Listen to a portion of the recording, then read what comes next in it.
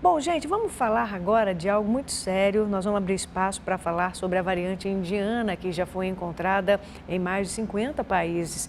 E por aqui a grande preocupação dos brasileiros é a vinda da terceira onda da pandemia. Então é bom ficar atento, né? A gente entender melhor sobre isso, já que a Organização Mundial da Saúde classifica a cepa indiana como uma variante que necessita de atenção a nível global, tá? Mas afinal, o que nós podemos fazer para nos proteger dessa nova onda, a gravidade dela, né? Qual que é a diferença de uma cepa para outra? Quem vai tirar todas as dúvidas com a gente é o médico Dr. Fábio Zanata, que é médico anestesista, é o médico que descomplica a medicina. Doutor, seja bem-vindo ao nosso jornalismo, tudo bem? Bom dia. Olá, Silmara, bom dia a todos que estão nos assistindo hoje, no plano feriado. Obrigado pela presença e obrigado pela sua audiência. Ô, doutor, quando a gente fala em cepa, a gente fala em variante, né? Na nossa linguagem popular ainda surgem muitas dúvidas, desde quando surgiu aquela primeira, até para essa que nós estamos discutindo hoje de uma maneira mais forte, que é essa variante indiana. É a mutação do vírus. O que significa? O vírus ele vai se transformando, ficando mais forte? Vamos lá, Silmara, vamos fazer um compilado aqui dessas informações que todo mundo está ouvindo, lendo nas mídias. O vírus, ele não é uma unidade viva, tá certo? Tem que começar a diferenciar por aí. Ele necessita obrigatoriamente de uma célula hospedeira viva para ele fazer a infecção e assim a sua replicação.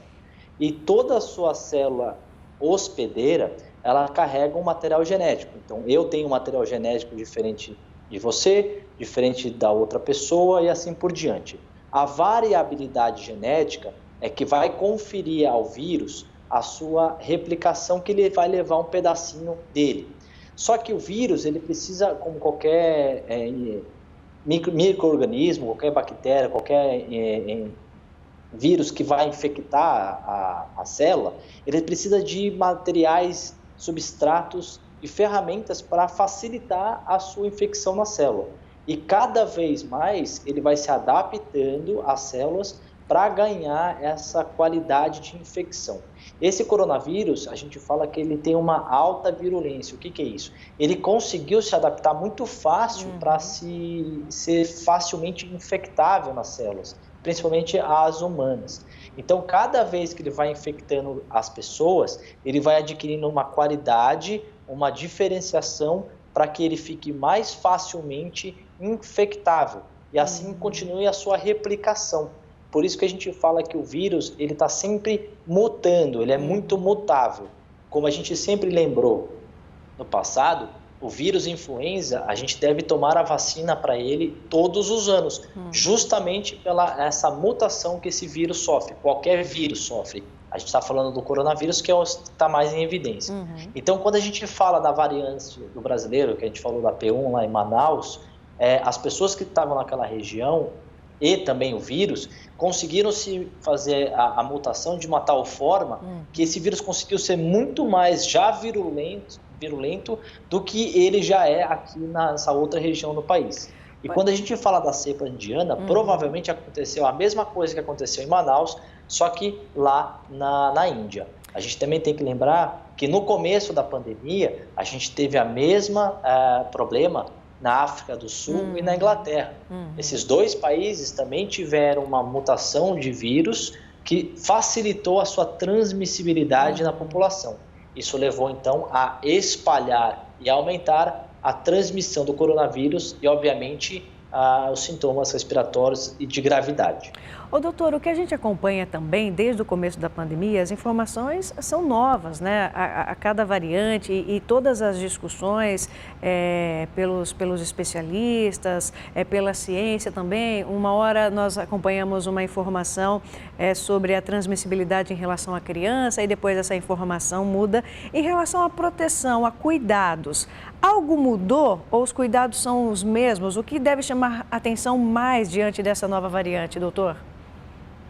Vamos lá frisar novamente as informações. O vírus, ele não é transmitido, por exemplo, quando você deixa substâncias em cima do ambiente e ninguém consegue cuspir, falar ou eliminar perdigotos, secreções contaminadas neste ambiente.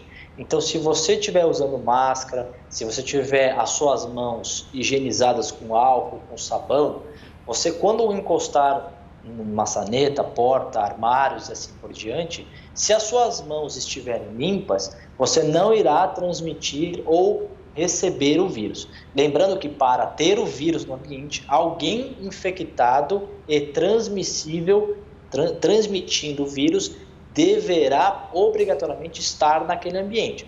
Então, se todos do ambiente não tiverem o vírus, ou obviamente que não sabem que estão com o vírus, aquele ambiente está seguro, mesmo se você tiver o distanciamento social, proteção e tudo mais. Agora, como a gente não sabe nos primeiros 7 dias que pode ser uma infecção assintomática, então a gente sempre deve tomar essas medidas de higiene pessoal, distanciamento social, utilização e uso de máscaras, álcool em gel e fazer toda a precaução em ambientes que tenham uma alta circulação de pessoas, que é o caso de transporte público, repartições públicas, ambientes corporativos, shoppings e assim por diante. Por quê? Porque ali é o tráfego de muitas pessoas. Alguém pode estar espirrando, alguém pode estar tossindo ou até mesmo falando sem máscara. Por isso que é muito importante a gente utilizar a máscara. Porque se você tiver assintomático com o vírus, você vai estar diminuindo muito a sua transmissão no ar e nas regiões onde você pode falar e cuspir esse perdigoto, que são as salivas, no ambiente. Então, por isso ainda continua as mesmas orientações de higiene, contato social, distanciamento, a proteção de lavar a mão com álcool em gel, com água e sabão e, obviamente, a utilização das máscaras. O doutor, muito também é discutido sobre a questão das vacinas, né?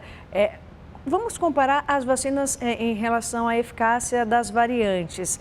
A gente acompanha também uma discussão popular, é o seguinte, olha, não vou tomar vacina, porque não vai adiantar. A gente fala muito, né, sobre a questão da vacina, a importância de controle dessa pandemia.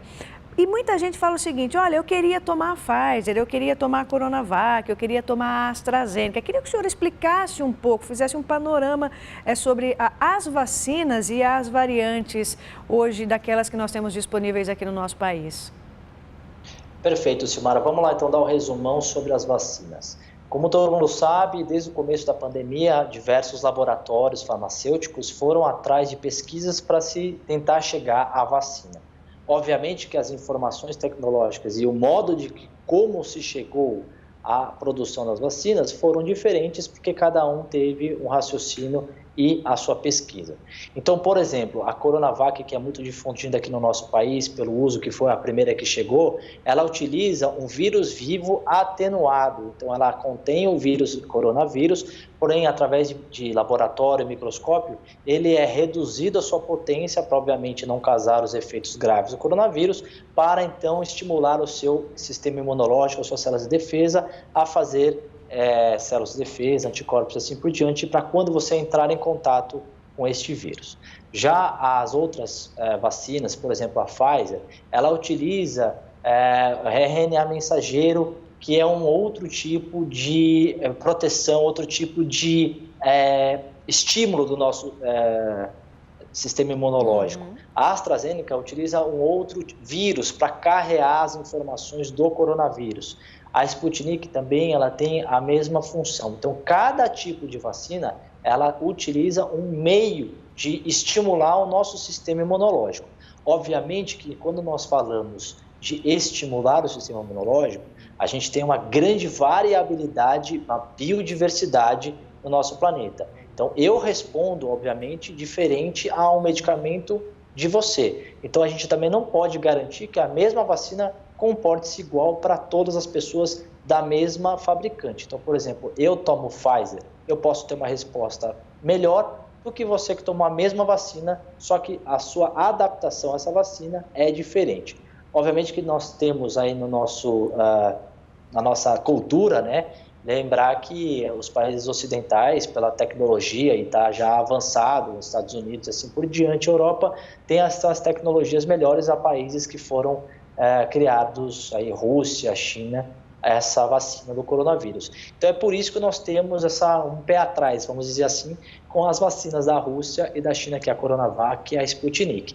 Mas todas as vacinas até agora apresentadas, ela para estar no mercado, ela obrigatoriamente teve um estudo clínico em pessoas que foram cobaias, que quiseram participar desse estudo para fazer parte de um grande estudo de análise de efetividade e eficácia da doença. Então, da resposta, obviamente, da vacina para a doença. Então, elas são seguras, elas foram liberadas por todas as agências de vigilância sanitária de todos os países que permitem a utilização dessas vacinas. Então, não é só aqui na Anvisa, no Brasil, que autorizou. Então, nós temos Estados Unidos, Europa, Ásia, assim por diante. E esses estudos comprovaram as eficiências e as efetividades. Nós conseguimos observar com alguns estudos, a gente também tem que tomar uma certa precaução, uma parcimônia em interpretar esses estudos, porque também tem viés políticos e comerciais neles, mas nós observamos que algumas vacinas, elas possuem melhores efetividades e eficiências do que outras. Então, quando a gente fala, eu quero tomar Pfizer, a Coronavac, eu prefiro tomar a AstraZeneca, a Pfizer, isso vem em torno de estudos que liberaram as estatísticas de efetividade e eficiência dessas vacinas com relação à proteção do coronavírus. Doutor, aqui no nosso interior, em todo o estado de São Paulo, a gente acompanha muito os números, né? E a questão de ocupação de leitos, por exemplo, Ribeirão Preto, essa semana, nos leitos públicos, nós chegamos a 100% de ocupação. E a margem sempre fica ali de 100%, 95%. Muitos municípios decretaram um lockdown, mesmo o estado de São Paulo, o governo do estado dizendo, olha, não, vamos aumentar a flexibilização daquele plano São Paulo lá. A realidade, doutor, é que nós vivemos sempre nessa margem de 90% a 100% de ocupação de leitos e número de infectados e internados muito grande. Como é que o senhor vê o nosso país, o estado de São Paulo, caminhando em relação à vacinação e o controle e agora esse medo também dessa discussão das variantes e a questão dessa terceira onda? Eu lembro lá no começo, quando falávamos de vacinação, quando começou o cronograma do governo federal, falávamos que toda a nossa população seria vacinada até fevereiro de 2022. O senhor acredita nesses números? Nós estamos caminhando bem? É a maneira segura de controlar tudo isso, doutor? Silvana, veja bem, no meu modo de ver, eu acredito que as vacinas elas vão ter a sua eficiência no que diz respeito à limitação e redução dos casos graves daquelas pessoas que necessitam ir para o hospital e assim também vagas de UTI. Por que a gente fala sempre em vaga de UTI? Não sei se o pessoal depois tiver um interesse no meu canal do YouTube e nas redes sociais, eu explico o motivo da gente necessitar de uma vaga de UTI para pacientes graves de coronavírus. Quando nós tomamos, então, a vacina, o paciente ele adquire uma certa resistência e quando ele for infectado por o coronavírus, ele já tem uma certa reserva e um ataque para esse vírus, diminuindo, então, os seus sintomas, não tendo obviamente, a forma grave dele. Isso daí é o que a gente espera. Só que a gente tem que lembrar que a população, enquanto não estiver plenamente imunizada, o vírus vai continuar circulando e as pessoas não podem abaixar a guarda com relação a festas, eventos sociais, reuniões de família, viagens de férias. Eu acho que a gente precisa ainda colocar na cabeça que até as vacinas chegarem para todos, e não só alguns grupos individuais, todos temos que ter a vacina para voltar à vida de contato social. Ainda ela é muito perigosa porque você pode estar vacinada, mas o seu vizinho, a sua pessoa do seu trabalho, colega, ainda não. Então, de repente, eu adquiro o coronavírus, eu tenho uma resistência, para mim, fica uma doença assintomática, eu posso ser o vetor de transmissão para aquela pessoa que não está vacinada. Isso pode ser grave e posso levá-la, então, a procurar os serviços de emergência hospitalares. Então, o que eu vejo na minha visão, até a gente ser vacinado, a população toda ser vacinada, nós ainda temos que ter a constante de proteção, higienes pessoais, distanciamento social, evitar aglomerações, porque só assim a gente consegue evitar com que a gente tenha a exposição do vírus. E os hospitais estão sempre lotados porque toda vez que as mídias, os jornais começam a falar que nós estamos caminhando para uma redução de casos, as pessoas relaxam. As pessoas falam, agora tá tranquilo, tá controlado, então eu vou voltar para o shopping abre, aí eu vou voltar para um restaurante, o restaurante começa a ficar mais cheio. Então, assim, eu não estou defendendo o lockdown, também não é isso que eu estou falando. Nós temos que ter, sim, a vida social, nós temos que ter a volta da nossa atividade sociocultural, porque senão nós temos e vamos adquirir doenças, transtornos psicossociais, que é o que a gente observou também muito nos últimos 2 anos, pessoas em depressão profunda, pessoas amargamente tristes, sem perspectivas e obviamente sem perspectivas de futuro, que isso é muito ruim, muito triste. As crianças também, em período escolar, também não podem ter contato com outras crianças, as escolas estão fazendo limitações com relação ao horário, a número de crianças, então nós temos que tomar cuidado com relação a contatos aglomerados de pessoas em lugares públicos, shoppings, eventos sociais, de forma limitada. Agora, enquanto nós tivermos os hospitais cheios, UTIs lotadas, pronto-socorros sobrecarregados, médicos sobrecarregados, nós não podemos baixar a guarda, porque senão não vai ter local de tratamento dessas pessoas. É todo mundo fazendo a sua parte, né, doutor? Independente. Doutor, obrigada, viu? Um grande abraço ao senhor. Imagina, Silmara, muito obrigado pela oportunidade, obrigado a todos. Se alguém quiser saber mais sobre os assuntos, consulte o Instagram, @doutorzanata com 2 T's, e lá no YouTube, Descomplicando a Medicina, eu falo bastante sobre isolamento social, o kit Covid que faltou e a gente já está normalizando as medicações. Por que a gente precisa aí de vaga de UTI, ventilação mecânica? E se alguém tiver uma dúvida, pode escrever que eu respondo para todo mundo. Combinado, obrigada. Conversamos com o Dr. Fábio Zanata.